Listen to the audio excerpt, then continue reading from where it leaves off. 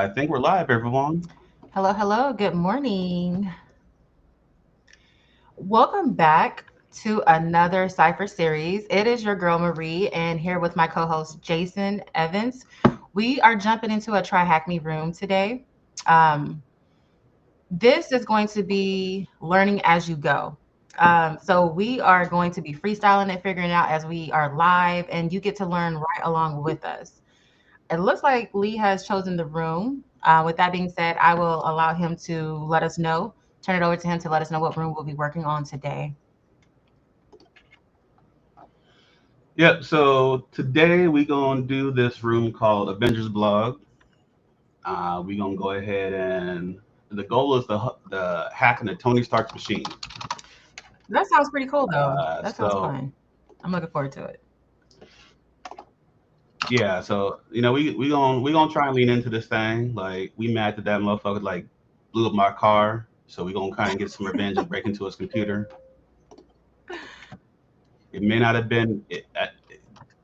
Look, that 2005 Ford Taurus may not have been a whole lot, but it was mine.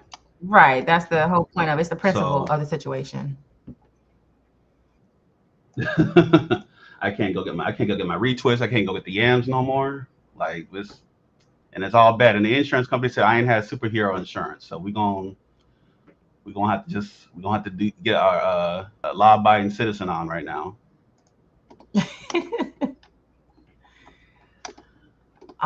We're Alrighty. gonna I go think ahead today and give a little we're bit going of to be time here. covering. Sorry, I was just going to say. So this room is more so going to be covering like web application basics. Is that right? Yeah, there's gonna be like some SQL and command injection. There's gonna be um, some recon, some it's a good little variety here, and it looks like supposed to be like a small room, so it's about to be 30 minutes. So Okay. I imagine that's if you really know what you're doing. So we're gonna find out how long it's gonna take for us to do that. Right, in real time. So it's just going to mimic how it would feel to actually do this room on your own, since we're going through it together for our first time, and some of you guys might be going or seeing this room done for the first time. I think that's the good thing about it. Is this is really how it would feel to just do a room on your own, because I know how it feels when I'm working on the room. I get stuck. So we might get stuck in a few places, but we're going to figure it out. So I really like the aspect of just learning as we go. Feel free to drop your questions in the chat if you guys have any as we're going through the room. Um, I really want to help everyone understand the process that you want to put yourself into when you're doing a room for the first time. So why would we think of ways of doing this way? Instead of just doing it in theoretic, or like let's apply the knowledge as we're going. What makes sense in this particular step in the process? That's how I think. That's how I like to think of doing a room, or when I attempt to do a room and I get stuck. So with that being said, it looks like we are ready to start the Avengers blog room. All right, let me see what's going on here and see how. Man, this is. Let me see if I can find. There we go. That's better. That's more perfect. So let's see. Can I make this any bigger? Um,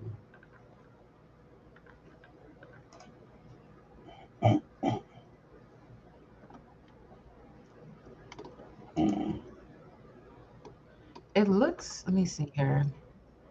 Oh yeah, yeah. yeah, It probably could look better if it was a little bit bigger, Lee. I mean, Jason. Lee isn't here today. we got. It looks like we're gonna have to do some. Yeah, your eyes got to be young. Oh, you know what? There's a full Uh, screen option at the bottom. Your screen looks good. I just did that, and it's fully engulfing the entire screen, so you're good. oh, If you, okay, bet. yeah, Cool. if you guys have a little full screen icon near the bottom, then that if you click on that, you should be able to see his screen in full.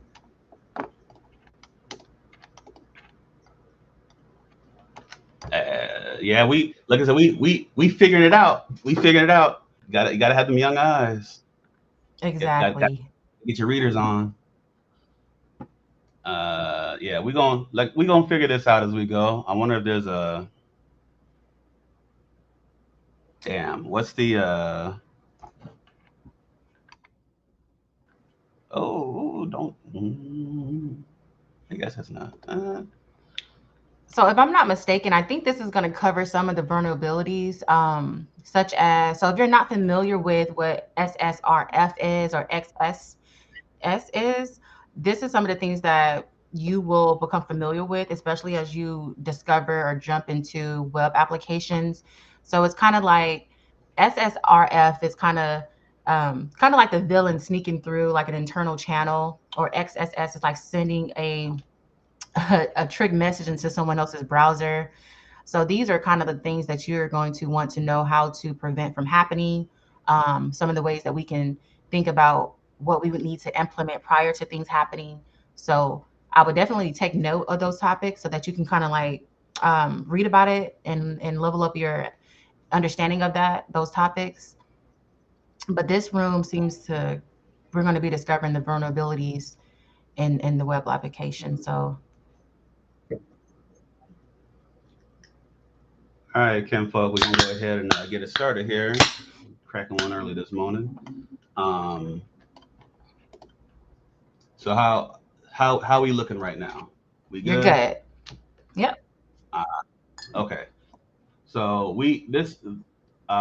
again, this is going to go over some SQL injection, some what's that? Cross scripting attacks. Again, the goal of this room here is to break into Tony Stark's computer. So we gonna get it in. Y'all hearing that? Yep, Sound? we can hear it. Oh, okay.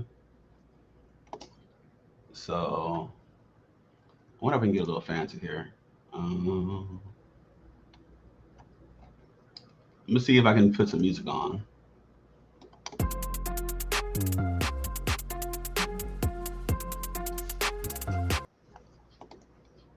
Yeah, that sounds trash.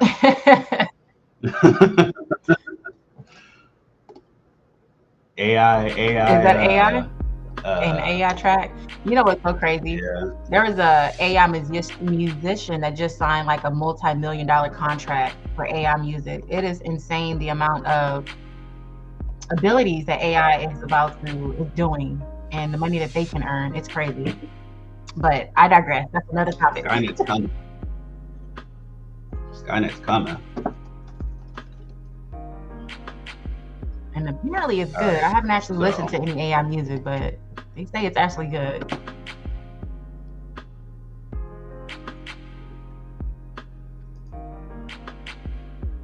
All right. How's is that? We vibing, chat? We good? We're good on my end.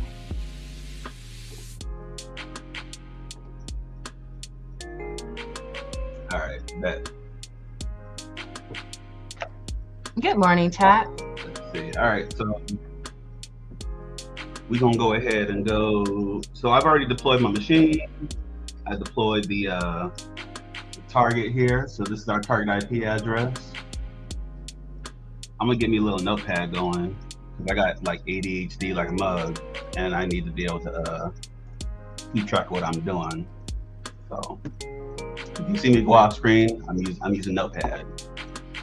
Marie's gonna help me out with the with my lifeline. So if I get stuck, we get stuck. I'm gonna have her see if she can Google some shit. Definitely, I'm on it. I ain't no expert. It's teamwork today, always.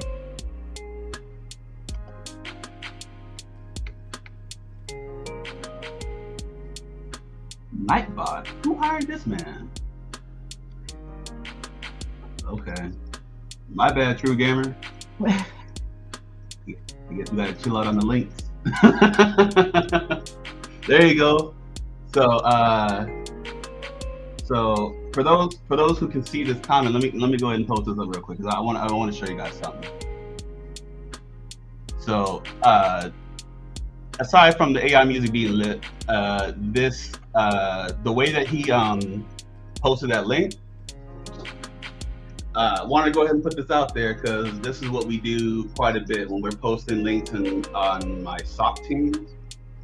That we want people to like know that there's a link in it, but we don't want to like click on the link because hyperlink be formatted and stuff. So what he did is called defanging.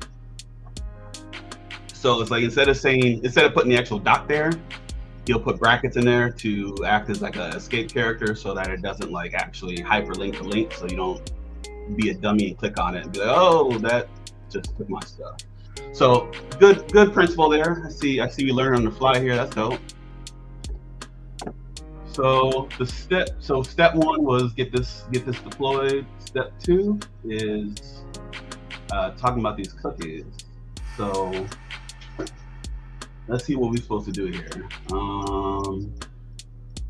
Yeah, we Cookie Monsters, that dude, he was holding it down on Sesame Street for me. So for those who don't know what cookies are, I think everyone has an idea of what cookies are, but this is just the information to identify the sites that it identifies the sites that you previously visited or where you clicked on a web page. It's pretty much what you've done data on the websites type of thing. So looks like we need to get the cookie value. Let me see. So we're going to press F12, right click, and do an inspect. I like this page because this really makes you feel like you're in your hacker bag. That inspect page to open up the developer tools on your browser. Yeah, anytime I do that, I definitely feel like a hacker in training.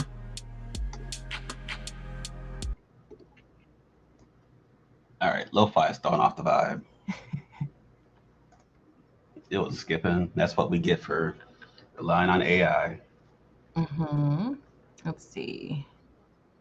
All right. Is this? Application and cookies. Oh, didn't want to do that. All right, so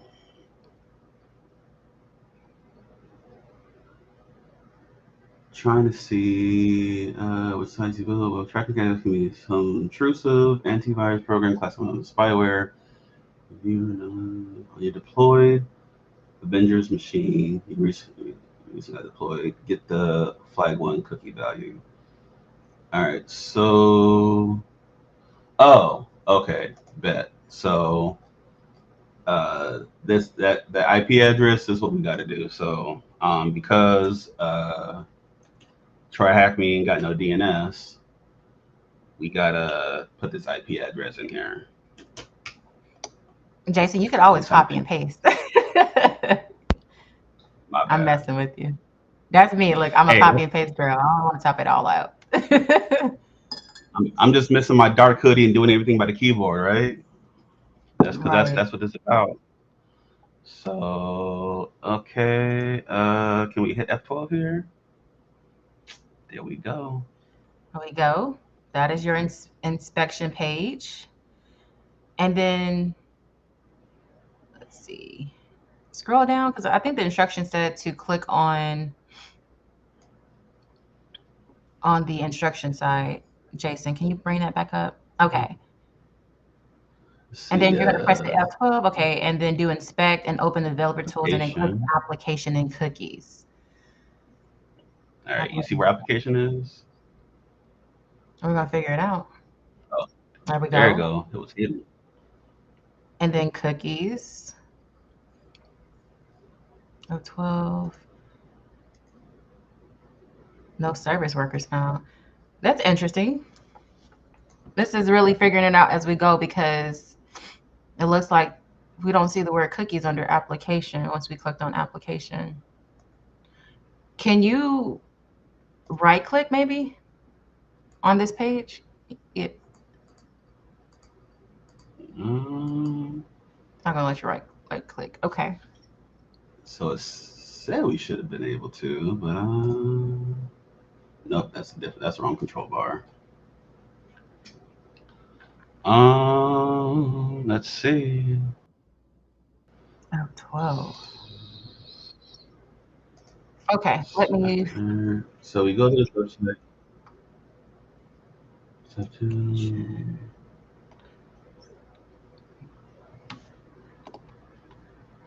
Let me see if the chat have any tips for us. What y'all thinking, chat? When this Man, happens, it's gonna be a long yep, morning. you're gonna have to get in your Google bag and be like, okay, what am I missing here?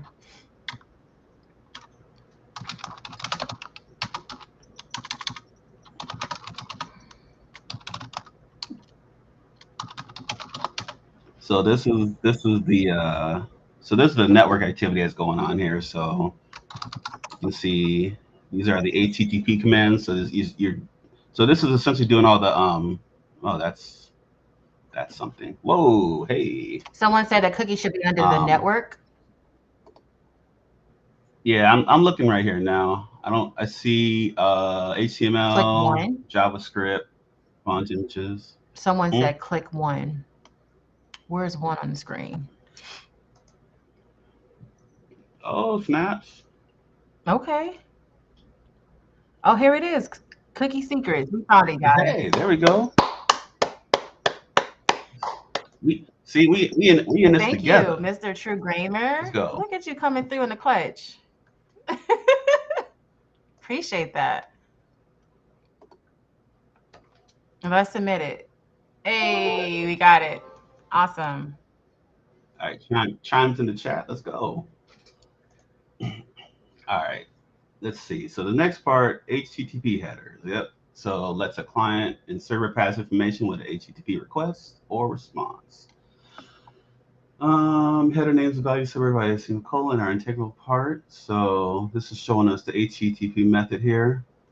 So these are the headers, path to the web source, the protocol, browser version it's set. Oh, there we go. That's even better. So we have the method. So there's post and get, and there's a few other ones. This is the path to the web source of the web server that's trying to get it from, and then this is the browser version it supports. So a lot of times when you like if when you're working in a SOC environment, especially when you're dealing with uh, like phishing emails, or you're looking for compromised websites that's trying to steal Mhm. stuff, pretty good indication to kind of look in here and see what these are doing, see if anything's kind of weird.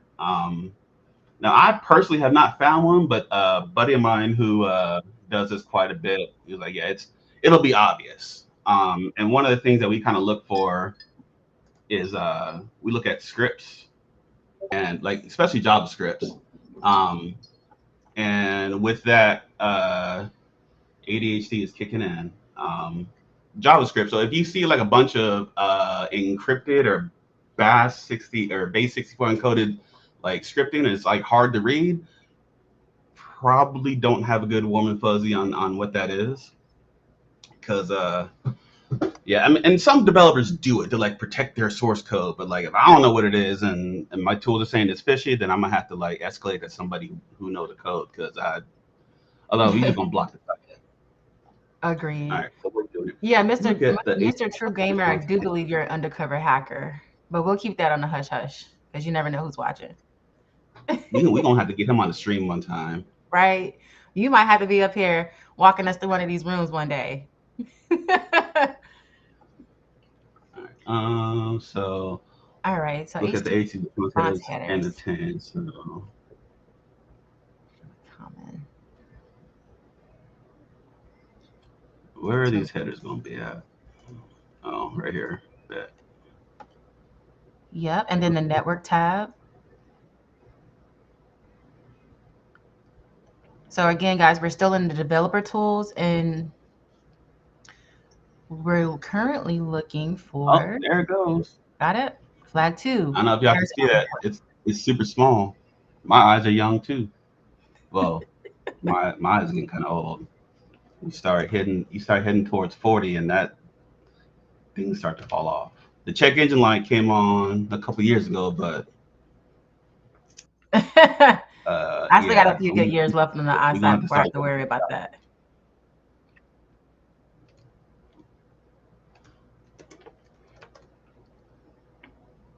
Oh snaps! There we go. Hey. Awesome. All right. So we get to do some in map. Okay. So and with this process right here, this we haven't actually done anything yet, but what we with this with this process is it's part of the recon phase, right? So you have like this kill chain, and you have recon, and you have I wish I could pull up a. Well, I guess I could pull up tab right here. Let me pull up a tab. Uh, kill chain. So hold on, what is kill chain? Where did this phrase come from? I'm not familiar with it. So I'm gonna try and get a pretty good picture. So the cyber kill chain is pretty much like it's a playbook, really, of kind of the life cycle of an attack, right? So in any kind of cyber attack, any kind of breach, you got like there are phases, right? And it's kind of like any type of like regardless of what it is, right?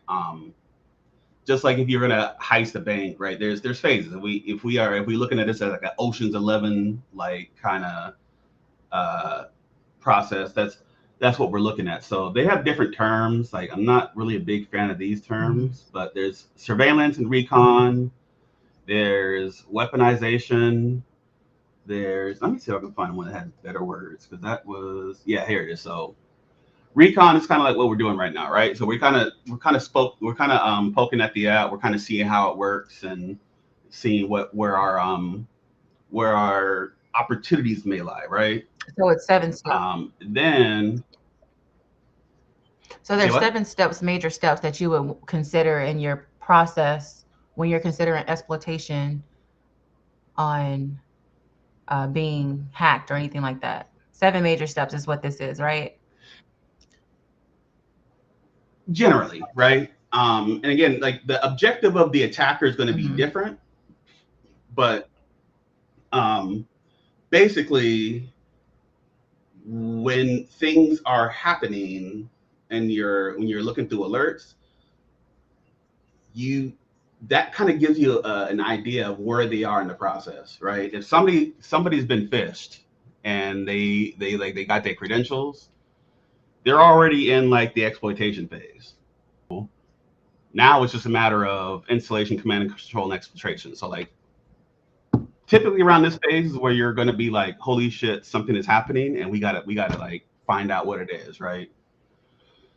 On the defense side, like the recon stuff's going to look like network scans. There'll be like if you have a publicly facing asset, there's going to be like a bunch of like CVE attempts to see if like any of your infrastructure has like a uh, any vulnerabilities or any patches that they get patched, right? So there's like remote code execution exploits that are out there for like Netgears. So you might see like them try to use an exploit on your firewall and your network device that's publicly exposed to see if that's what you're running. So that's kind of like the recon phase. They're just kind of poking and seeing what you got, kind of doing some enumeration. And once they get a good idea on what they're going to attack, then that's where the weaponization phase happens, right? Makes And again, sense. from a defense standpoint, we don't know any of this is going on, right? We kind of like we see the first phase a little bit, but we don't see phases 2 and 3 until like it actually happens. So we really don't get involved until we get to this point here. And if we can kill it from here, then like we won, right? If you can break this chain at any point from here, like the defense wins. Um, but yeah, this is kind of where we get involved heavily in this one. This is like the oh, okay, something serious is happening. So as Okay, of well, right now, thank we're you for just letting seeing. us know about that. It's all Yeah, about as of getting right now, into the mind of a hacker, right? yeah, and yeah. I'm sorry. I have like serious ADHD, so I'm trying not to step on my host here. Um, You're I got to fine. be better, folks. I got to be better. Um, You're fine. oh, We were just working on the task. You brought that okay. up because of the task that we have for the NMAP project. So it looks like we need to be scanning. So anyone that is not familiar with what Nmap is, this is what we're going to be touching on, the ports and all of that good stuff, which is actually, if you're studying for the Security Plus, you will have to be familiar with those ports. It's not my favorite topic, but I definitely have been learning it a lot more lately. But it looks like we need to access the web server on the Avengers Yeah. web page.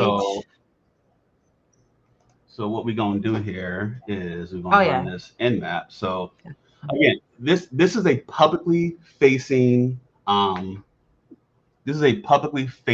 application, right? It is on the internet. You can touch it, you can see it, you can access it from the internet.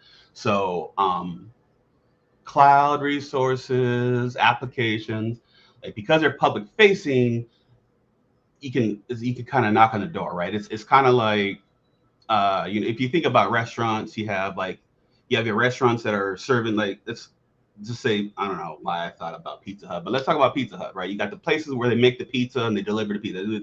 That's where they deliver their services, right? But then you have like Pizza Hut corporate, and you're not going into the corporate building for nothing, right? So that's like back end, that's internal network. But the restaurants, they're vulnerable to attack, right? Pizza Huts get robbed all the time. At least, do they still get robbed all the time? I don't Like, know.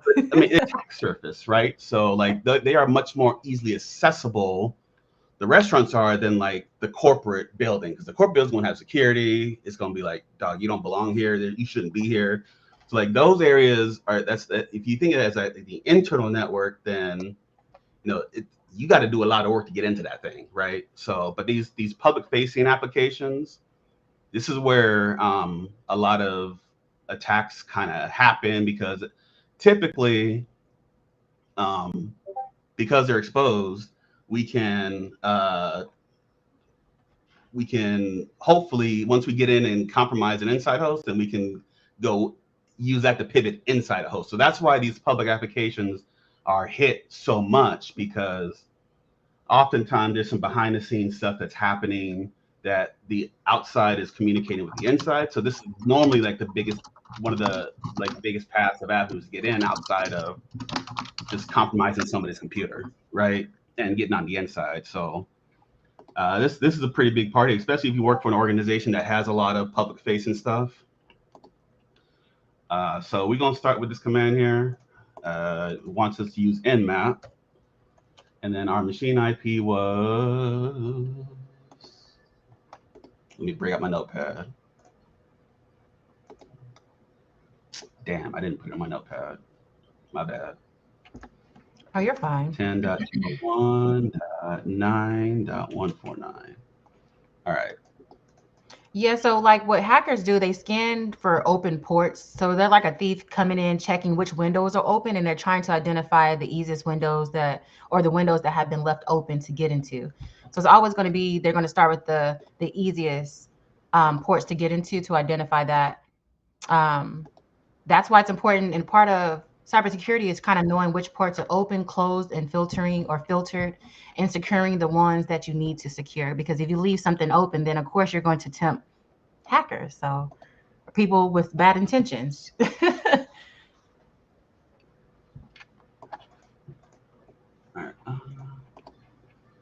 All right, there we go.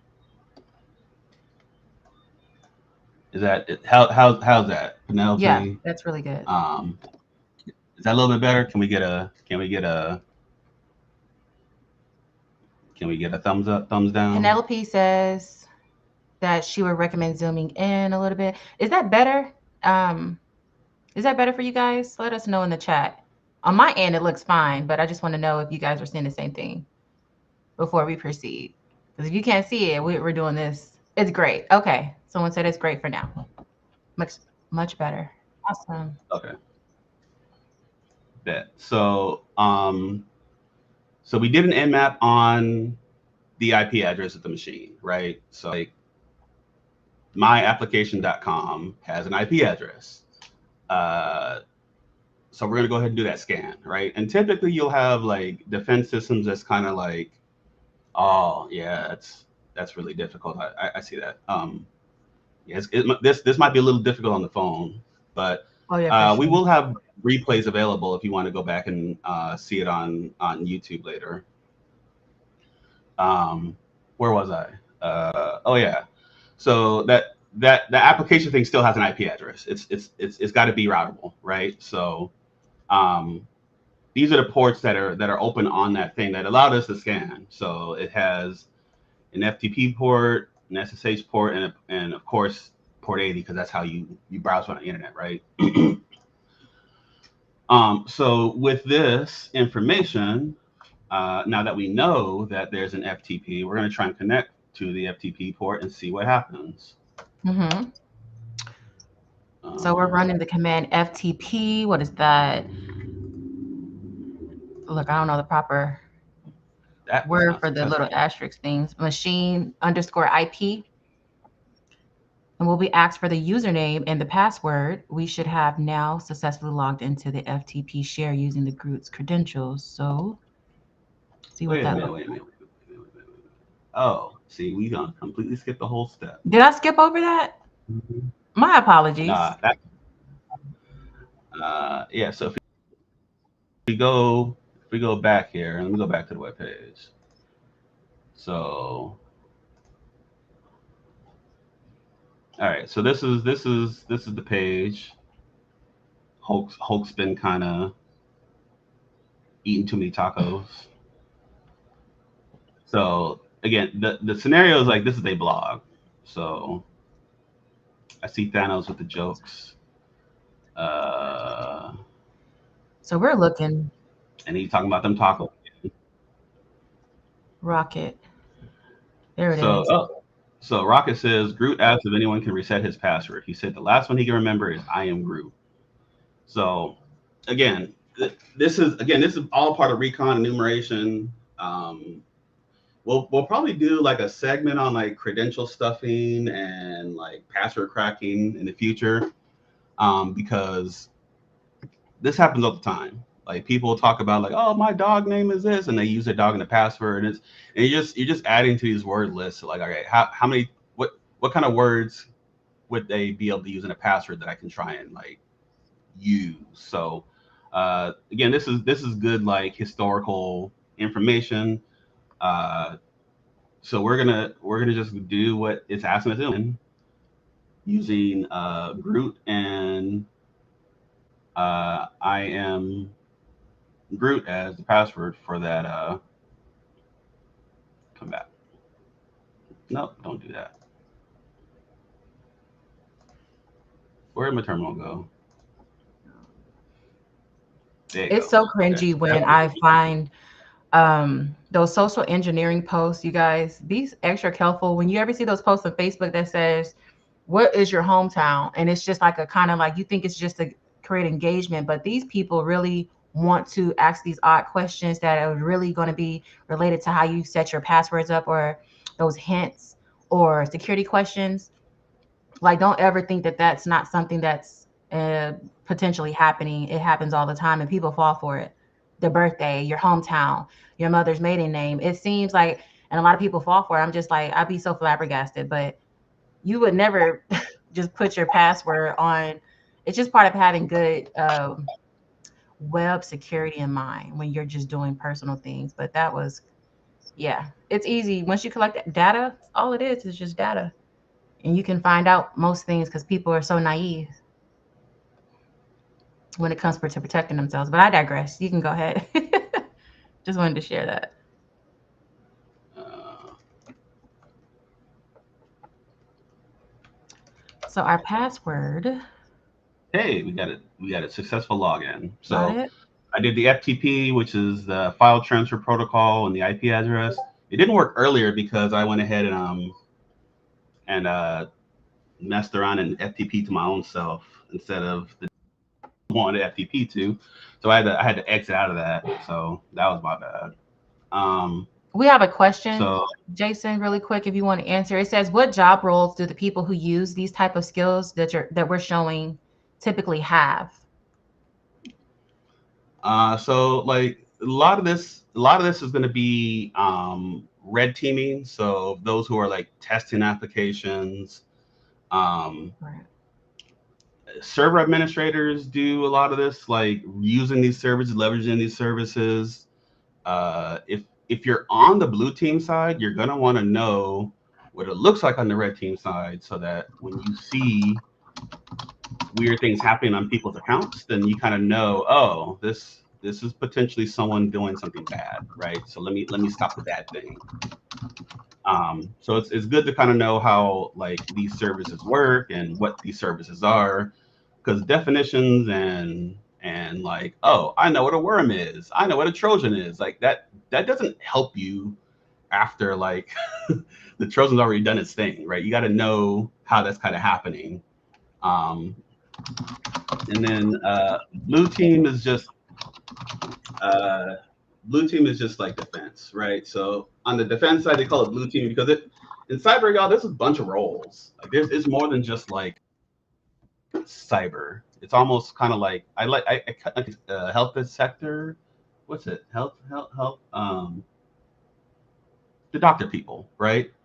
Um, uh, so in the healthcare industry, that's what I'm trying to say. You have your doctors, you have your nurses, you have your surgeons, you have the people who like clean up the hospitals. Like they're all kind of different roles. So like blue team is just kind of like a general term for people who do defense. So they're security engineers, they're SOC analysts, they are they do those type of roles, right? So they're typically analyzing, doing code reviews, all that good stuff. Red teamers are the ones who are doing penetration testing, right? So they're the ones who either they're testing cloud applications, web applications, they're doing internal network penetration. Sometimes, like if you offer it, you can do physical security as well. Like you try and break in and steal something. There might be some instances where your red team might be contracted to test the physical security of a place and see if the security team can like catch you in the act.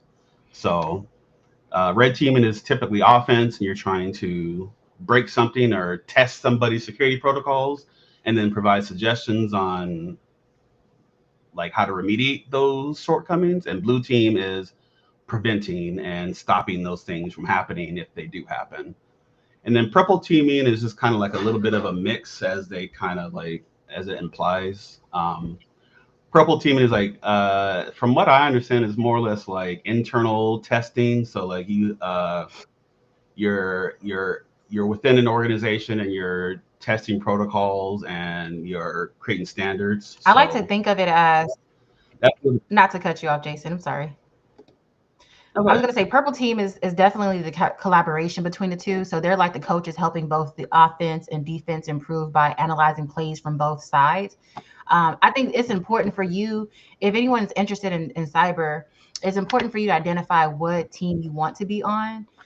Because as Jason already has broken in and clarified for us, the blue team is the defenders. They're the ones that are the security guards, watching the cameras, checking the locks, and catching intruders, so to speak.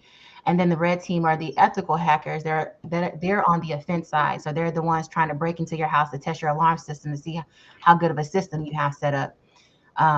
But the purple team is in the middle, so they're analyzing both sides, if that helps you guys. But yeah, definitely identify what side you want to be on, so you can definitely learn the skill set, to be in a role like that. But some of the purple teams job roles are going to be like security engineering, purple team lead, threat immunization specialist, and then your blue teams are called more so like the security analyst, the SOC analyst, incident responders, threat hunters, and then your red team operator, ethical hacker, penetration tester kind of thing. So I will let you continue. Yeah, yeah. Threat hunters is pretty cool. Um, that's kind of like a guessing game. Like, oh, what if theoretically this were to happen? Can I tune the tools to find this thing? And yeah, I got results. So like, I found the threat before it became a threat, right? And then like the detection engineers are kind of like understanding what those things are and making sure your tools are kind of tuned to look for them and like block out a lot of noise as far as like false positive alerts. And also the more scary thing is false negative alerts. So like something that was supposed to be malicious got marked as non-malicious by your tools. That's another category. Um, FTP. I'm not a sys. I am not a. I'm not a sysadmin as who ran any FTP stuff. So I know what it is, and there's typically like an application front end that I'd use, but I don't know any of these commands to look around the FTP share and see what we can find. So I try using the dir command, and it says here comes the directory listing, and I don't know what that is. So hey, I'm gonna need you to help me out here, Marie. Let's do some FTP lookup because I ain't no FTP expert. And read flag 3. Okay, let's see. Let's see what the hint says. Oh, we got an AI bot now. Come on up with the upgrades. Might This is the hint you're looking have to for. You might have to enter passive mode when assessing the FTP share. Let me know if you want any help. Okay.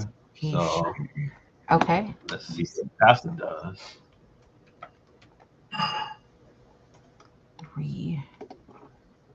Let's see what we can find out.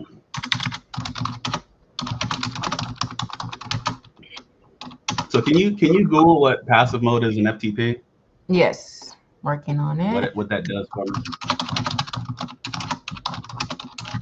Chat, if you guys have any helpful hints, wink wink to our in-house hacker there, let us know.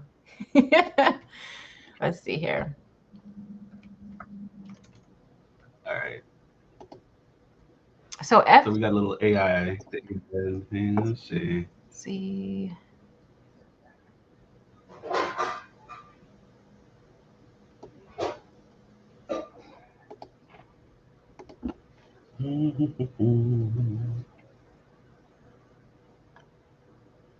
Oh, okay.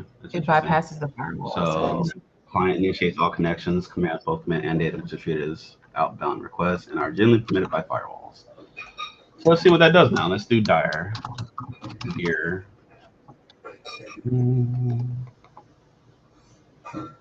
the directory listing.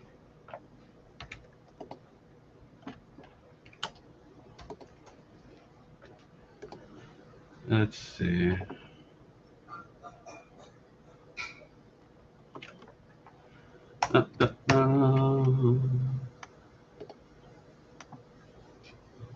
Let's see. 1 second. I'm still looking. Don't want to do any of those things. So, and this is kind of the part of like the cyber stuff that you gotta have some multiple disciplines because you don't know where those vulnerabilities are. Kind of ability that you have, the more tools you have to solve these problems. It's kind of like solving a problem. We got the more tools we have to use those to solve those problems, the better. All right. So what was the last command you ran, Jason? Passive. Okay. In active mode, the client establishes the command channel, but the server is responsible for establishing the data channel. This can be a problem if, for example, the client machine is protected by firewalls and not allow unauthorized session requests from external parties. In passive mode, the client establishes both channels. Oh, okay. We already know this. Okay, that's pretty cool. So, yeah, understanding like client-server relationships is pretty big when it comes to web applications. And those who do DevOps, like this is the nitty gritty on knowing how the code works and how those relationships happen on the back end, like really helpful in the security world, right? I know more of the infrastructure, like network stuff to see how kind of things kind of move back and forth and how to get those things to talk to each other. But actually knowing how the protocols work and what the code is for that is like super helpful. I'm gonna try out this echo. I never used this. OS. Isn't that the command for displaying Like your long list. JT, I know you out there. What if you were trying to figure out information on this, what would you put in? I'm calling you out, sir. He posted a link. Let me open this one up. Nightbot said be careful posting links, but let's see. Preferable. Oh, so I'm currently in here. In active mode. Okay. Import. So this is directory. Rewrite execute. Okay.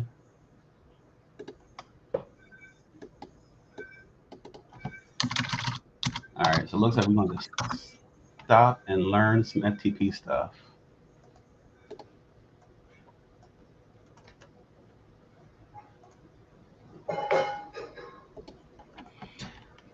I say ls because once in passive mode, when you execute the ls command, it lists the contents of the current directory on the FTP server. But we'll see what the next one is. CD. Yep, we're in passive mode.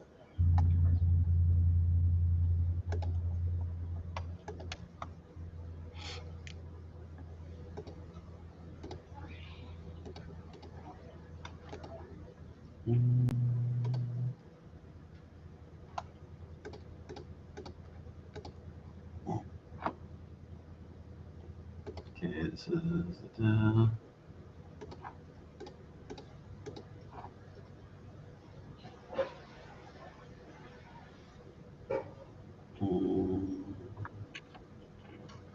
okay.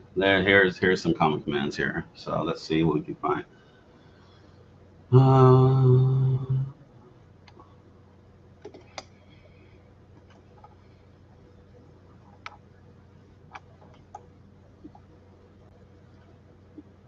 So I hit the ls and it gave me an output that I'm not familiar with.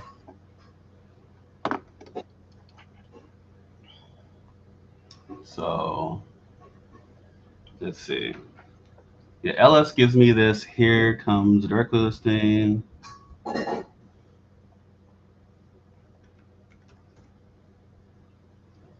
Okay, you did that part. QC mode. Nmap. We're gonna use nmap within FTP. Interesting. All right. This is security, folks. we're just kind of fumbling around to kind of figure out something that we haven't been exposed to before, and just trying to figure out on the fly. So let's see. Can you type in okay? I just want to see what's going to happen with that command. Invalid. Okay. No. CD files. Before I resort to him, CD files. let me see. I'm gonna ask my buddy, ChatGPT.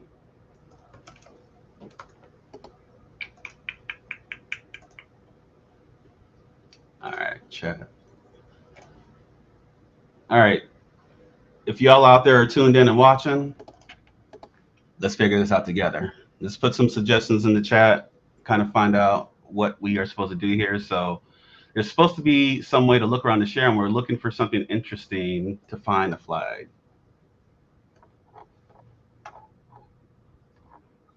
We finally got rid of Nightbot. Cool. Wait, did we disable it, or is he disabling y'all? He was trying to disable us, or people from posting links in the chat. Let's see here. And Skynet already trying to control speech. All right, so let's see. Give me one quick second. I'll be right back.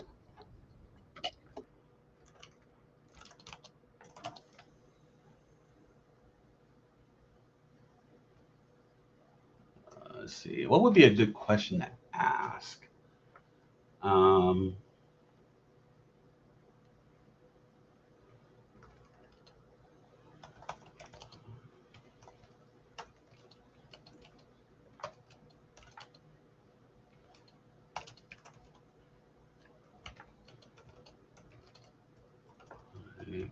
normal.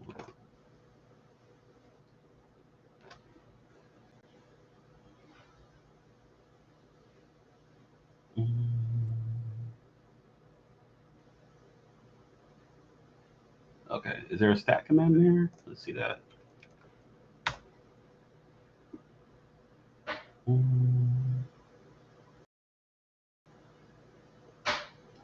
Connected to here, no proxy next to connected, email stream, profile store.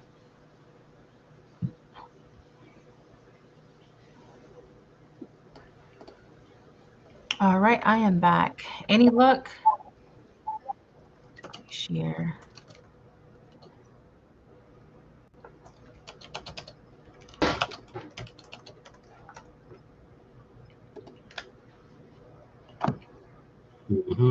All right, any chat?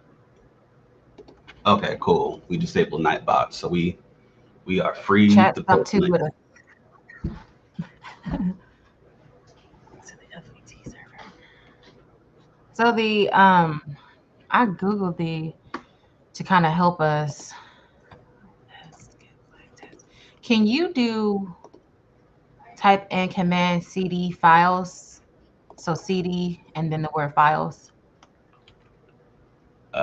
Yeah, let me try that. So CD and then files. Yes. Hey, we're somewhere. Okay. Then do ls again for me. So there's a file here. That's what we want. I wonder if we can just cat Is it that the now. one we want? Okay. So that's what it looks like. I thought it'd be. Oh snap! So we can't cat. I wonder if we don't have to just download this thing. Shoot. Let's see. What's the I'm pretty sure we might have to just download this file. So there should be a git command, right? Yeah. So what's the format for git? Because I don't think we can read. Can we read files in can we read files in FTP, or is it just like a send and retrieve type of thing? I'm not sure. Yeah, I tried to cat that there. I don't see cat in the list of help commands here.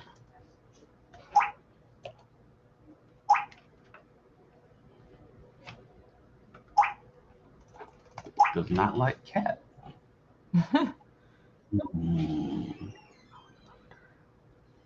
maybe I don't know what that does. git and then Let me try flag open. dot txt. Flag 3 dot txt. Use close first. Okay, Already connected. Okay. Good. What about get flag? So type that get flag 3 dot txt. All right, let me see that. So get flag 3.txt. Oh, you misspelled flag. Yeah. Okay. Hey, transfer complete. All right, we got it. So can we cat it now?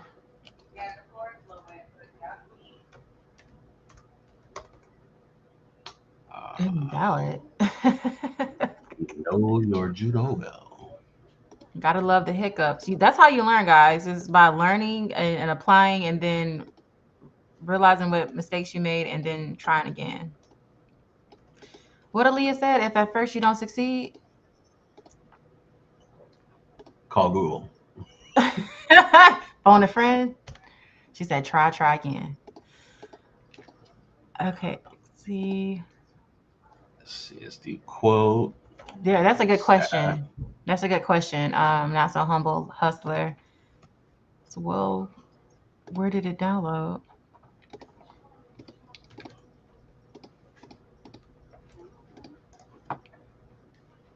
It should have downloaded into your local directory.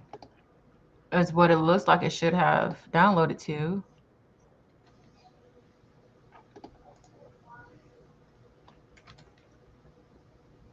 So chat said you would need to get out of the FTP server and find it on the local machine. So do we want to exit the FTP server? So let's type in exit. So I opened up another terminal, which Oh, is the local substance here. So I went to the downloads. There it is. Duh. oh yeah, there it is. Okay. Okay. All right. So cat flag 3 text success. We in there.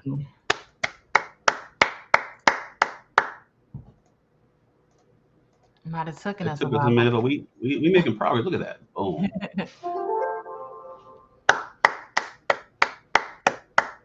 Look at us, man. Figuring this out. Lee's probably somewhere chuckling about us and seeing how, like, what are these? Oh, he's gonna have a doing? good laugh. He was like, y'all needed me bad, didn't y'all? But hey, I Bruh. never said I was an expert. All right. So let's see. I will. So that that was a good thing there. So pen testing has not captured a flag. Uh, it kind of like goes through some of the steps, but like that would probably trip some alarms if you're not careful. So it's just good to know that that is a form of like exfiltration, right? So though I looked at a training yesterday and it showed like two race cars, right? Race car tracks. You look at one race car track as an oval, and then the other one is like different shapes, right? Even though we talk about the kill chain earlier, and there's a bunch of different steps. There's out of all those different steps, there's like three phases really. There's like credential theft. There's initial access. There's credential theft, initial access, and exfiltration. Within those like kill chain series, right? Everyone has different frameworks, but generally there's credential theft, there's initial access, and there's exfiltration. We essentially did those two steps and exfiltrated like without having to actually touch the network, right? So sometimes, depending on infrastructure, right? If this was a public facing app and it was an unsecured public facing bucket, I don't need credentials. It's already out there. I can go from step 1 to step 3 in just one hop.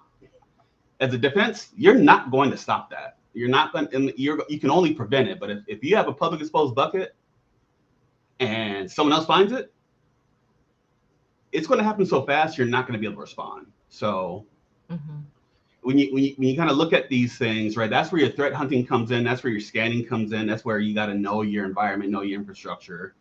And hopefully you have like CloudTrail, or you have Wix or something, your cloud facing stuff to show like, oh, this is publicly exposed. This bucket has like, right. This bucket is publicly exposed. You didn't have to go through the whole kill chain. It was just log in and I'm in, right? And I'm exfiltrating. As a defender, you're not going to be able to prevent that right out the jump, right? So you want to make sure there's enough hoops there and you catch them. It was described to us like it's a race. Like you don't. It's like playing a racing game, right? You as a defender do not pick up your controller and play until the attacker picks up their controller and starts. And then once you guys are both engaged in that game, like whoever gets to the finish line first is the winner, right? So if defense can find your exploit and kill it, then the defense wins, right? But if the attacker can go and get from the outside, inside pivot and get this stuff, then the defender loses, right? Now you're talking about breaches and court stuff. So Exactly. yeah, some of the stuff here is just pretty interesting to kind of look at from that perspective. So now we are going to use another tool here called GoBuster. And this tool here, it's not something I have used quite a bit because, again, I'm on the blue side, so I'm not doing this stuff in our environment, or else I might get a resume generating event. Bro, why are you enumerating our own stuff on the inside? You're supposed to defend. So we're going to go ahead and we're going to do some GoBuster today. So on this machine, it should already be installed. What we are looking for here, we're going to enumerate directories and files uh, on this subdomain and DNS subdomains and this virtual host. So, um, bro, Nightbot is spazzing. He's on us bad. He said, I could do this all day. Wow. And all Not So Humble are doing is Nightbot. being helpful. Like that's disrespectful. I think he's challenging you, JT. Sunshine. He's I That's can do the this all next night. question. Me Why? too. Why is he back? He said Oh, he was man. still employed, obviously, even though he was fired earlier. But Oh, AI done become aware. He's like, I see y'all trying to disable me. I done learned already. All right, so let's go next to this thing here. So Go Buster, dir. Yeah, and so I'm gonna do this first because like it gives you the command. It's nice to hold your hand and tell you that, but like, what is the dash U for? So let's see if we can do Go Buster help. Okay, nice. so yeah, I'm going to minimize that guy. I don't know why I had to do that. Yeah, so I will. I'm terrible at like tabbing and keeping a bunch of windows open. Like I will have a. I'm the guy who will have like 1,000 tabs and like don't close anything, Same. and will get frustrated. I've already started, right? So I've already got like these 5 tabs up here, and I have another browser window that has like 3 4 tabs over here that's off screen. So I've got problems. But I will not close those tabs until I've given up on the day. It's just a part of I have So definitely have undiagnosed ADHD. So like I'm the same way. I have to have it open, even though I could probably close a few of them. Just like nope, I'll keep it there. I'll come back to it another time, but I'll need it. okay, yeah, I'm trying to. It's 9:30 here in the morning in AZ, and kids are starting to stir. So I had to kind of referee some things a little bit. The tribe's trying to get active. All right, so let's see what these things are. The dash U. It does not show me dash U. What's going on? Oh, so let's do this. We're gonna do Go Buster, dir, and then let's do help. URL word list. Okay. So let's do Go Buster dash U. I'm thinking dash U is for URL. So let's put here and then So we're trying to let me find the find my notepad with command it. that'll There. allow us to. I keep doing that. Stop that. I keep deleting my I keep deleting my notepad. Can we try Portal? 9.149. Hold on. So we're gonna do this. Okay. So so we're gonna do a directory search. That's what the dash U is. We're gonna tell it the URL to look at, and then we are going to use dash W for word list and word list. Um, that'll help us kind of enumerate what these different ones are. So I wonder which word list we're supposed to use. So let me go here, and I'm just gonna take a look at our word list that we have. So I'm gonna do cd slash user slash share slash word list. All right.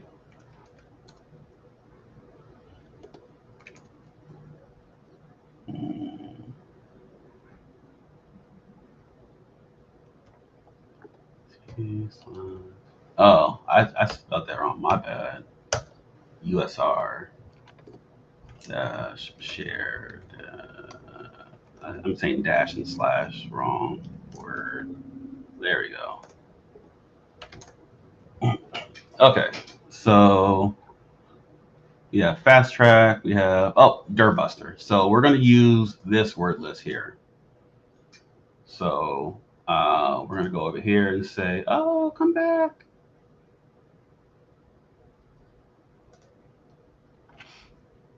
All right, so we're going to see dash W slash USR slash share slash word list slash, how was it? Dirtbuster.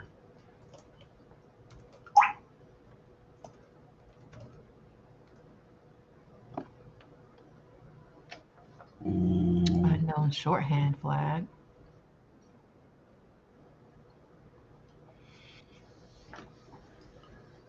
See, error. The U in dash U is unknown. Interesting.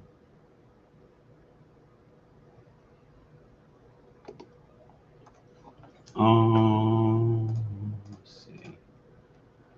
I think, well, actually, this is, let's do this. So let's do,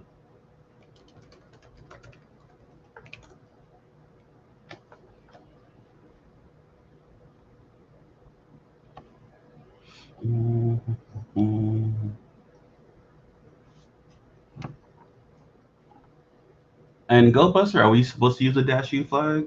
Sometimes these can be out of date, so maybe it's changed since. I don't know. Go, because when I did the initial help, I did not see a dash U.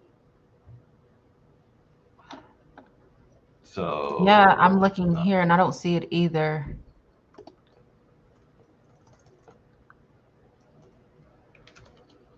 I see dash W and then slash USR.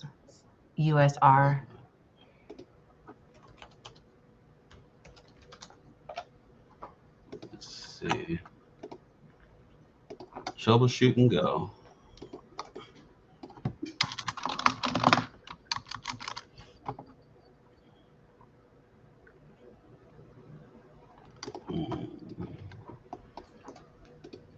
Uh,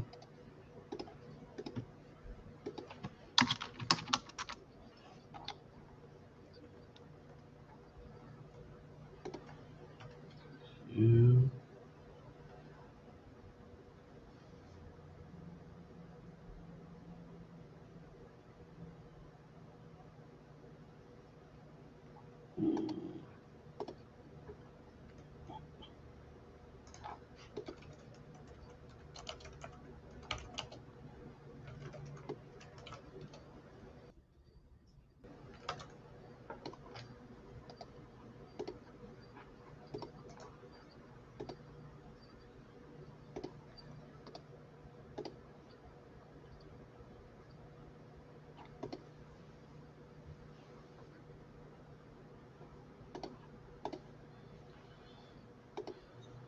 So let's go back. So it's dash H.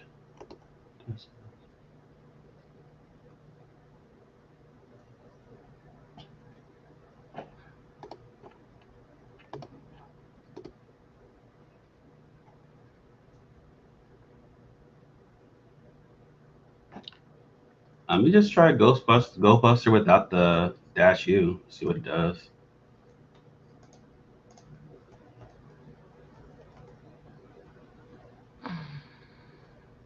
JT said go Buster DIR dash U.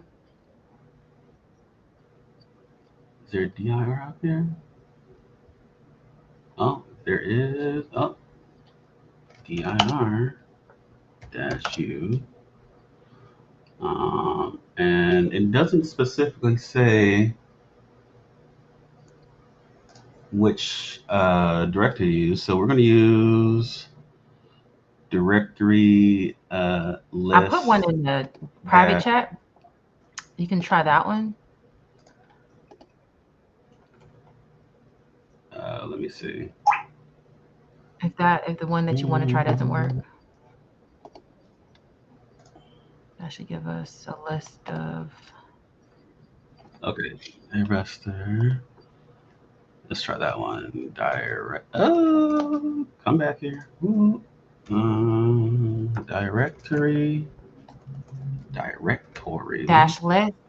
Dash List. 2.3 dash medium dot txt.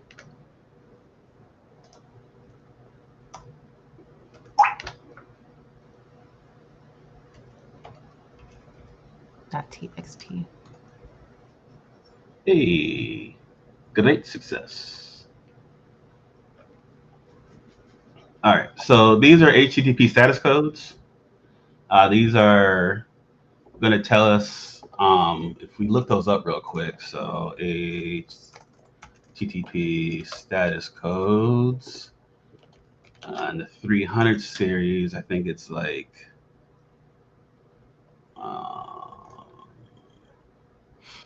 Status 2.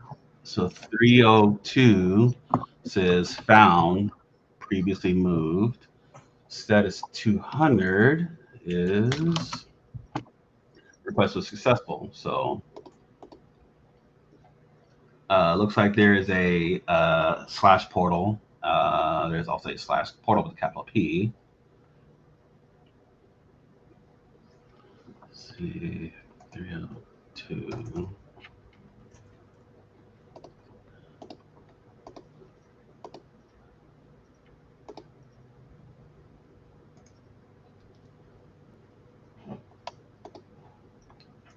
So to open up that directory, we would just, once it's done with the progress, we would just type in, I guess, dash or slash portal for portal. Yeah. Is that how that would work? Yeah. Okay. So we're gonna we're gonna just let this go ahead and do its thing. And then once we kind of find these, so what we're going to do with this information is, where is,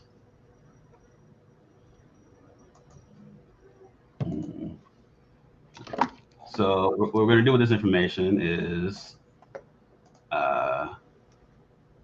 these are directories found in the URL, right? So we're going to pretend like this says google.com and we're going to go / and we're going to say portal. See what it is. Oh, there we are. So we know that this is a directory that wasn't obvious when we looked at the very beginning, right? When we looked at the homepage, where do you see portal? There's nothing you can really click, right? So, but it was listed in the directory of the website, right? So, and that's what the enumeration is doing, right? It's trying to do all these.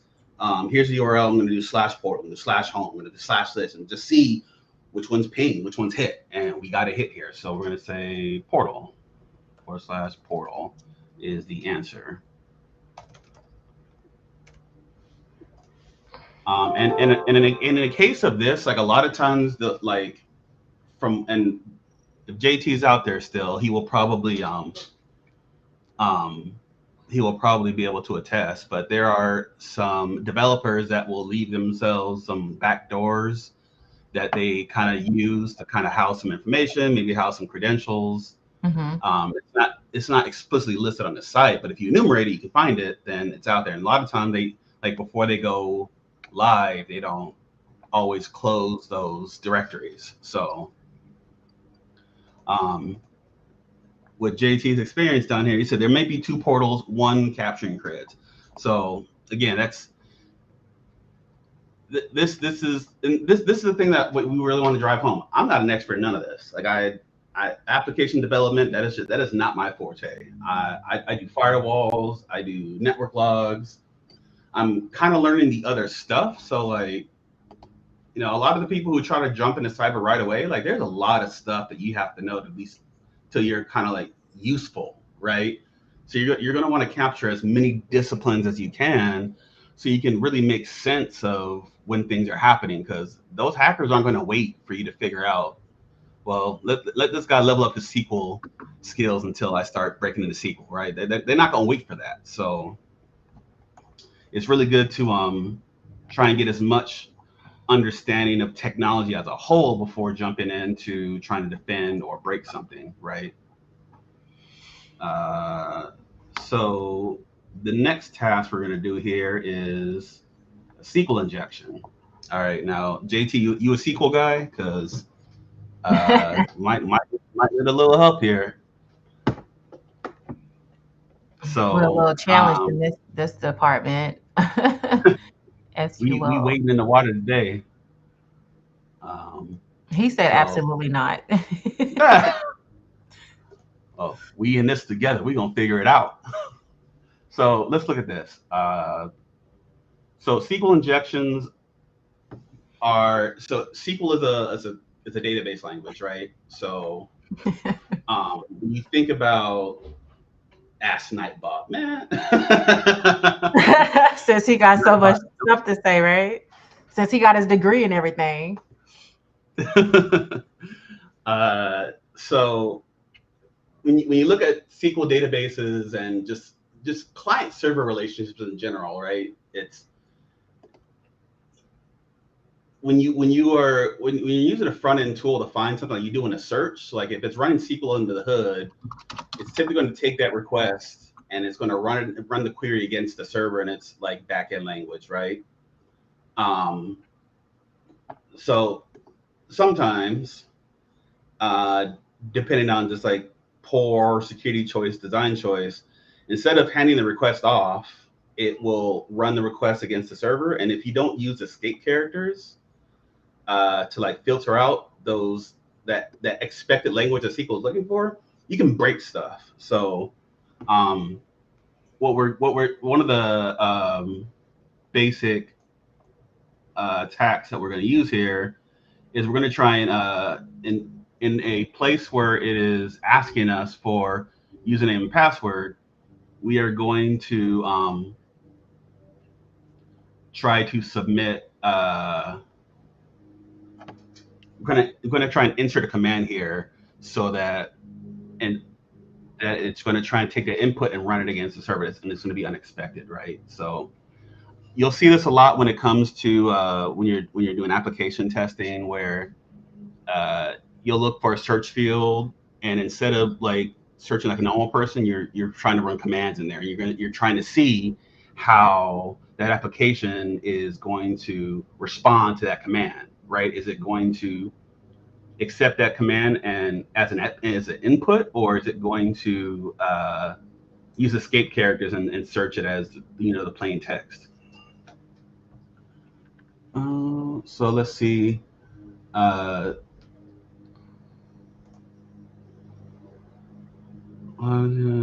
pay source. Okay, so we're putting So in admin for the uh, username, or we're gonna go look at the source page source first. I think we're gonna look at the page source first.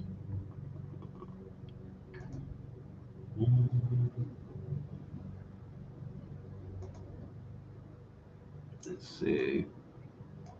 Uh, oh, we gotta hit this thing. Okay. Mm,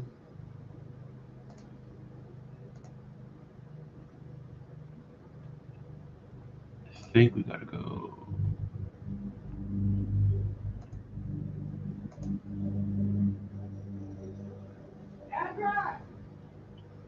Let's see how many lines of code here. All right, so this is an HTML document. Here's the head, this is the body, text center. It's another class thing. So here's a script that is running. It's another script, body, and that's the end of the HTML document. So let's see what the hint is.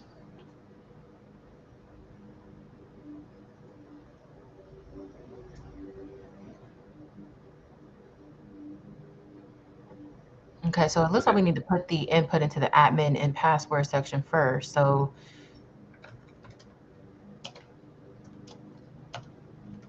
let's see. Users, where username username equals admin and password equals 1 + 1. Oh, I think I'm using the wrong one. So tick and then single quote. I gotta move these back. So this is the SQL injection command, right? We're trying to, instead of passing authentication and going to the authentication, we're trying to directly communicate with the SQL backend, and then password goes in, and then let me see this. 1 equals 1. 1 equals 1. And tick. All right.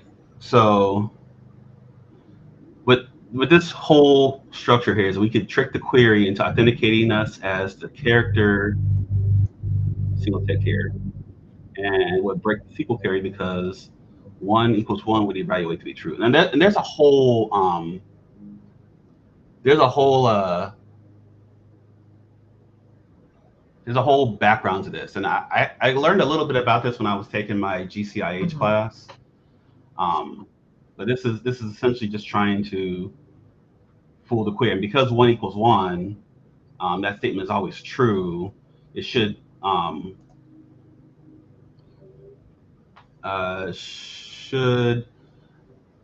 it can spill out results where you oh, what am I that? It should dump out the results on accident. Well, not necessarily an accident, but unexpectedly so. I was going to say JT said to copy the string because we should be using this again.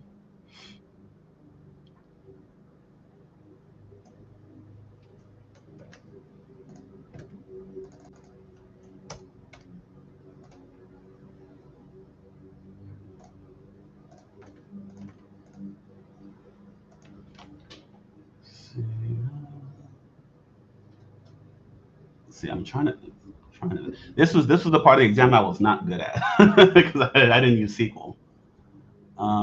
So to exploit SQL, you know how it works. If you insert additional SQL as user input, for example, if the user input 2 as I wonder if it's doing this here and this here. Didn't like that either. Let's see.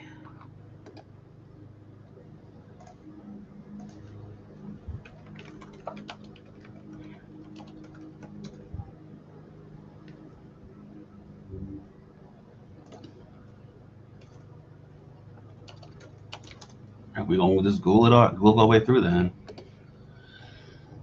Let's see. That should have worked. All right, chat. It says when we enter the statement into both of them, it should have worked, but it didn't. Can we, or 1 + 1. Yeah, let's try.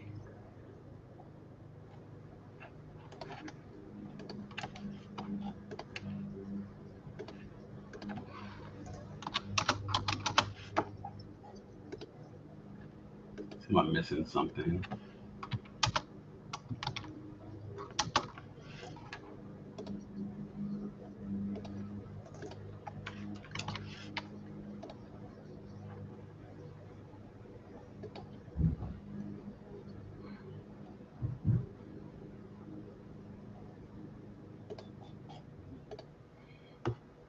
Let's try admin in the username like JT suggested.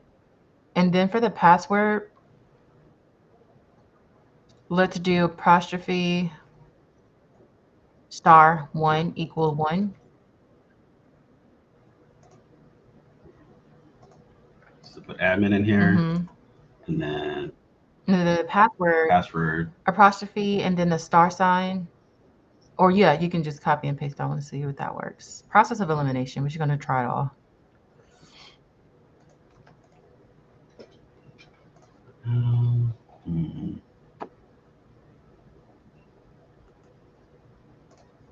Let's see. Let me take a look at this real quick and see what we're missing here.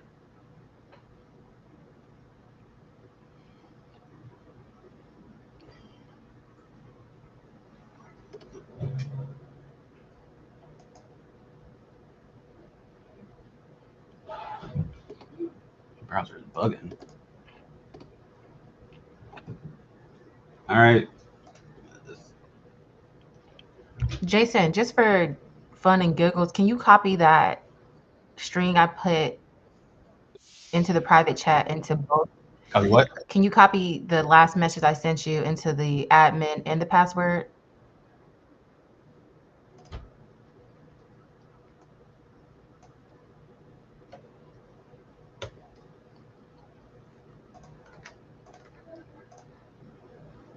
Holy shit. Yep. I didn't think that was going to work, but it did. Yeah. Awesome. Oh, we're in there. And then, so now we need to look at the page source to identify how many lines of codes there are. So let's do that to knock this one out. Let's see.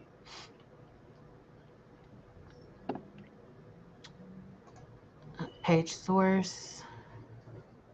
Yep. Can we explain how we got in? Process of elimination. We tried numerous things. So it looks like there's 223. Hold on. So are we counting the red ones? Hold on. 223. Where'd you get that number from, Jason? So there's 223 lines of Oh, I total see. code. Okay. This is the So that the end of the HTML. got it. Okay. I just wanted to make sure everybody knew how we knew that. So if you see on the left-hand side, you have your lines of code already numbered, and we put that in there. So we got that one right. Yeah. Round of applause. Yeah, that's not. Yeah.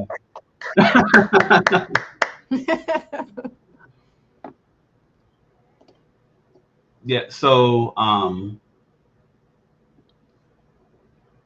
yeah. Yeah, this is HTML. So this is another thing. So when we're looking at page sources, it can also kind of help see if something's been compromised.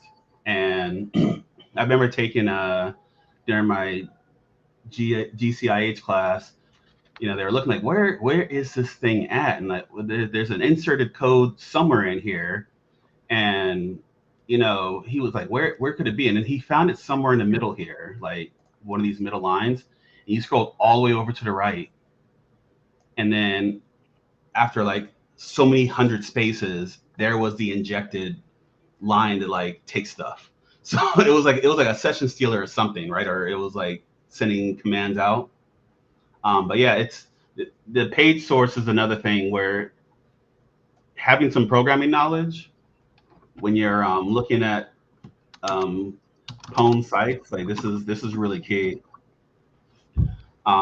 This is like if you can get into the HTTP source and edit it, like this is where a lot of websites get like vandalized and stuff. Is they've gone through here and they've modified stuff. So the I'm gonna go ahead and pivot real quick to the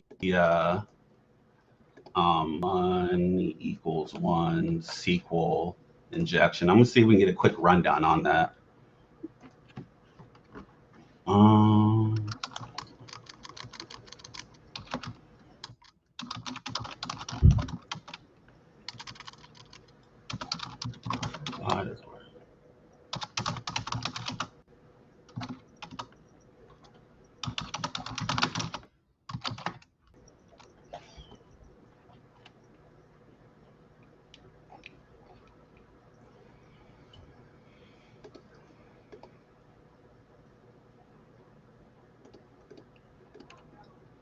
But I'm glad we're able to show what it would look like when you're actually doing these, and just not giving up too, because I know how it feels when you're doing this and you don't have any help, and sometimes Google's not helpful either. It's like really just trying things until it doesn't work. Has always been something I've relied upon. Sometimes it makes sense and sometimes it doesn't. Sometimes you got to review it and understand why did that work and it didn't. And sometimes it's a bug. I'll be honest and say that. Sometimes, rarely, it is something a bug that doesn't allow us to use what should have worked in some cases. But I being able to mean, do this the in real the bugs are where the time, wins are. huh? The bugs are where the wins are. Yeah. I like the See. fact of doing this in real time and seeing the kind of, the stumbling blocks that you'll encounter because it's realistic. We didn't go through this room beforehand. So you guys are actually seeing us do this for the first time as well. But yeah. Yeah, and when Lee comes back, because I'm sure he's pretty good at this. We can go into a little bit more SQL injection. We're gonna do some more like rooms like this because again, like SQL injection, like SQL is a popular database language, so there's gonna be plenty of opportunities to do some SQL injection. So this is kind of a good introductory thing. We'll have better explanations on our next session. Lee had something come up today, so he wasn't able to join us. So prayers to him, make sure everything's good to go. Yeah, I think we're just gonna keep on trucking along. So there was there is the 1 = 1.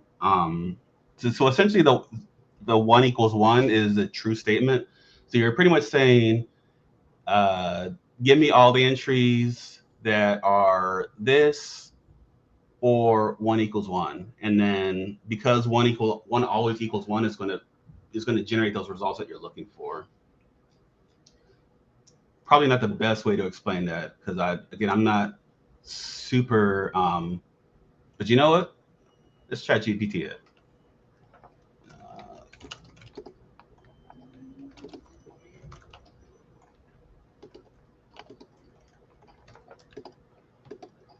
Let me see if I can find a better way to explain it. No, I think you explained it well because that's how I think of it too.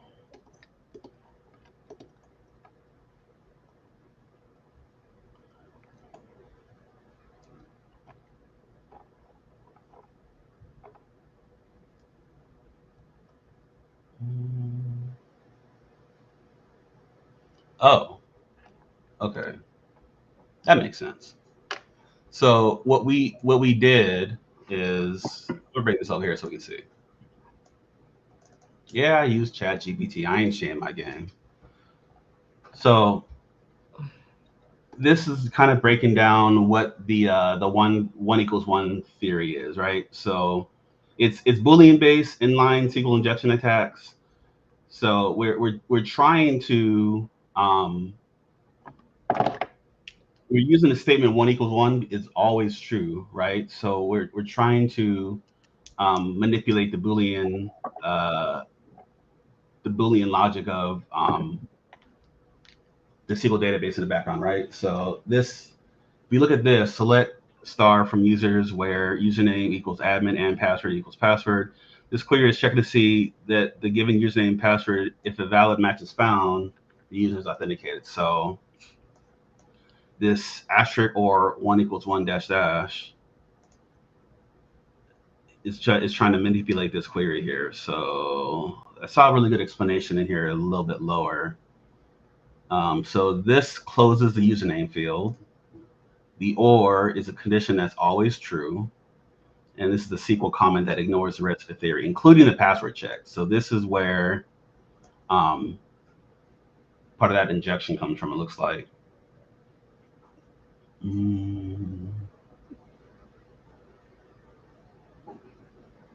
So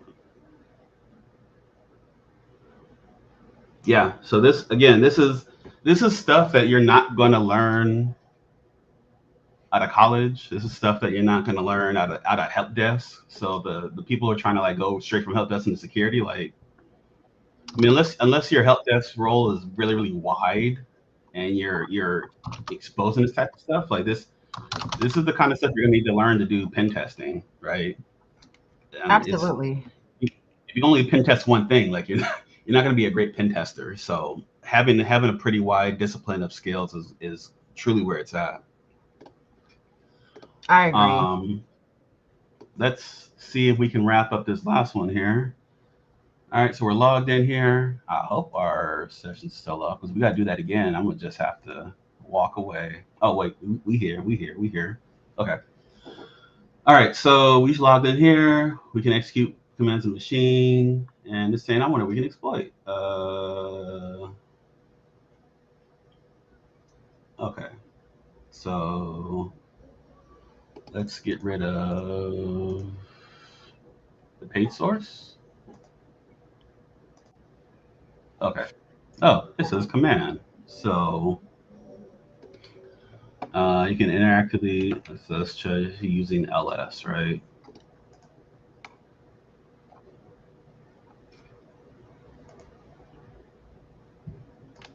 So ls is the command that'll show us the directory. And then So this is all the results for ls.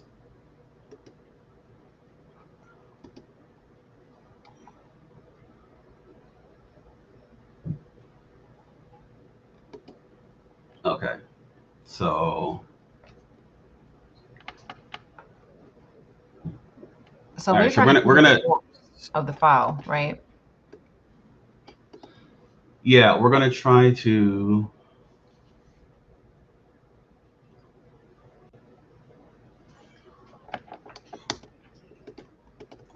So we're gonna do something called like joining commands. We're gonna try and link them together. So we're gonna do this. Let's see what this works.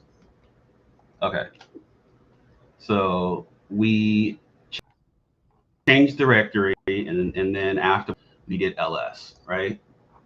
So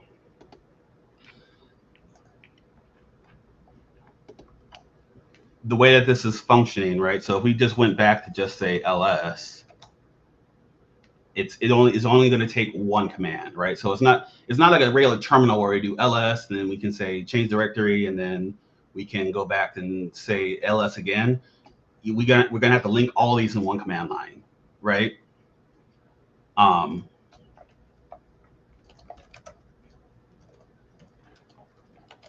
so we're gonna have to try and do this. We're going to try and link these commands by using the semicolon there. So I'm gonna do ls. Oh wait, they'll go back to CD. So I'm gonna change directory. I'm gonna do the root directory, right? That's what we're trying to do. We're trying to get to the root directory. I'm gonna do ls, and we know that flag 5 is the file we're trying to get. And then we're going to cat flag 5.txt. Okay, so what we ran into now is like one of our Linux commands do not work. Will not allow us to use cat. So cat has been denied. Happens all the time, right? So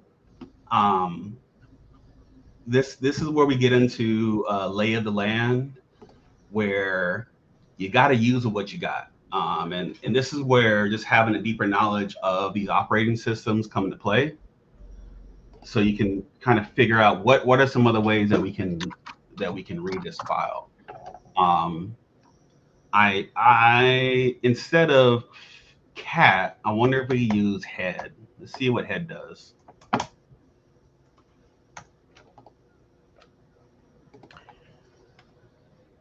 What if we reverse the command and put TAC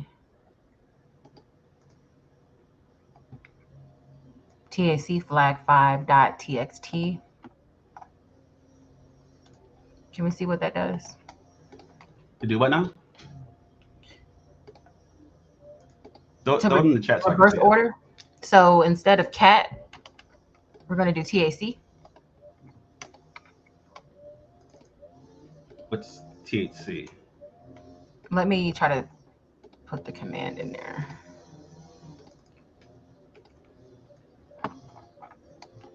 So cat doesn't work. Head doesn't work. Come on, folks. We need a Linux. We need a. Where's our Linux lines at? So we tried cat. We tried tail. We tried head. What are some other? What are some other commands we use? We're gonna try to finish this last flag, guys, and then we're gonna end. TC flag 5.txt. Try that one, Lee. What you got? It's in the chat. Just a reverse order. Since what we've tried hasn't taken. No. So, we have to use an actual Linux command, right? So, we have to read the file somehow. I'm trying to think of different ways because I know there's cat, I know there's tail, I know there's head. To read files.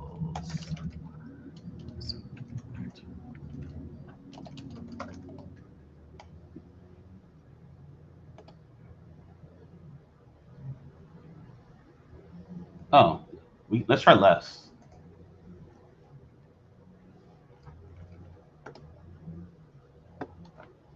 No, that wasn't it. You want to get a hint? A lifeline? We on our last rope. That tech nano. Bam. Tail.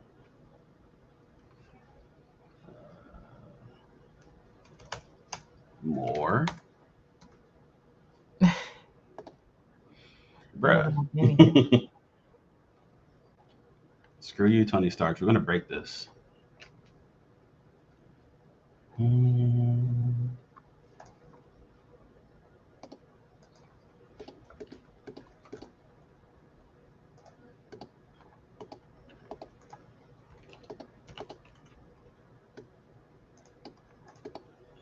can't use cat.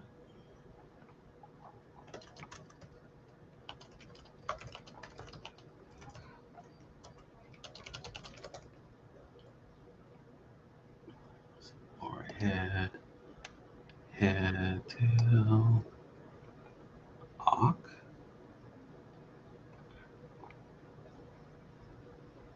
Oh, let's try it now.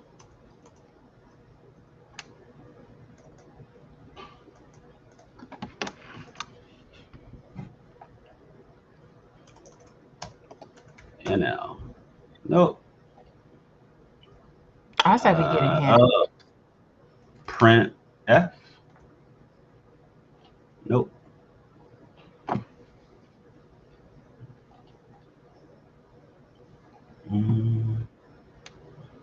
Open. Nope. Said. You throw me a line? I'm stumped. I say we get a hint because those are only commands I'm familiar with to try.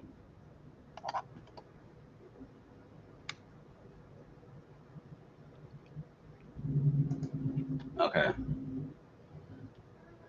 See, that's why I said reverse context, but it didn't take that either. So I'm kind of stumped on this one. It says the hint that we're looking for is what Linux command can read a file context in reverse. That's why I tried to reverse the cat.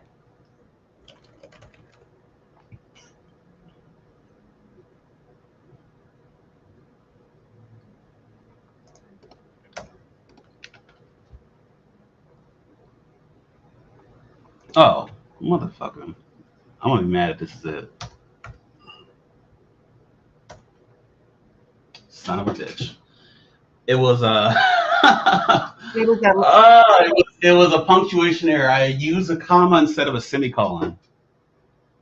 That was Okay. painful. But you know what? I won't make that mistake again. We did Boom. it. Oh man, that was something. Hey, but we did it though, bro. This is one bar. Like this was, It took us this was through supposed there. to It be took us easy. through there. We got through there. We did it. It was supposed to be like 30 minutes, and it took us an hour and a half. Like we definitely got to get our weight up. It is what it is. But hey, we learned it together, and that's what this process is about, right? So, um, thanks for tuning in. For those of y'all who stayed out for the whole time, appreciate you. Watch this on the replay on YouTube and Twitch, and then we'll be back here Saturday, same time in a couple of weeks here. So, if you can go ahead and jump into the Discord, and that is not what I wanted to show. Yeah, because I think we have a There we go. a, QR code you guys can scan to join our Discord. Tell us what more things that you want to see and how you can get involved as well. Thank you guys so much for tuning in. I know this took a little bit of time, but this is really what happens when you're in these rooms by yourself. You're just figuring things out as you go. Until next time. For sure, this was definitely different. I appreciate you, Miss Marie, for sticking it out for us and being the lifeline. Enjoy chopping it up with you. Absolutely. And likewise, I enjoy co hosting with you guys. Until next time, we will see you guys. We will be posted for our next series in the Discord.